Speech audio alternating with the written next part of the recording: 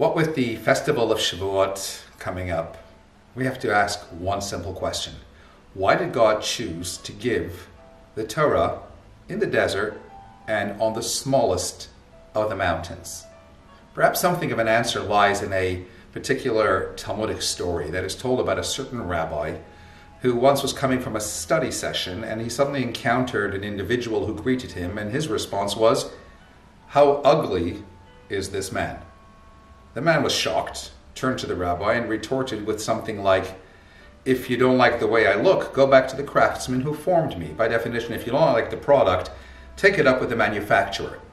And we need to understand what is going on in this story. I mean, how is it possible that the rabbi would typically reflect so superficially on another individual such that he would comment and say, "How ugly is this man?" I mean, can you imagine your rabbi coming into synagogue one day and saying, "Mrs. Silverstein, there's no other way for me to put this, but you need a nose job"? I mean, if the answer is yes, keep that to yourself. But consider something a little bit more than that. Can you imagine a rabbi, on the other hand, suddenly coming into synagogue one day and perhaps looking down upon someone whom he might regard as being of significant lower and lesser spiritual stature?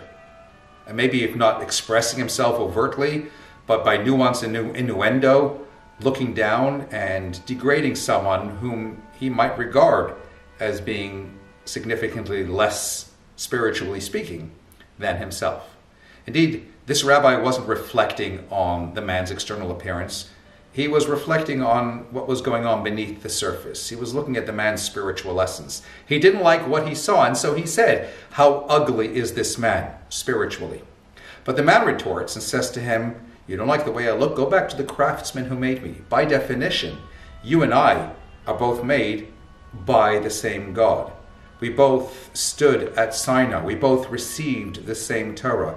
Granted, I may not be of the same lofty spiritual status as you, but ultimately, who is to know the ultimate source of our individual souls from whence they stem from above?"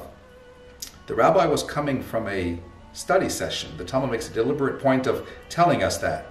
And what that really is communicating to us is about how we all may tend at some time or another to have what we might call a spiritual ego, or otherwise known as a holier than thou attitude. And the point that the man was communicating to the rabbi, and a lesson for all of us, is that we need to dispel with that sense of spiritual superiority. We need to dispel with that sense of ego. That's why the Torah was given in the desert, and indeed on the smallest of mountains, because this tendency to turn human judgments into divine commands, as some people do, makes religion one of the most dangerous forces in the world.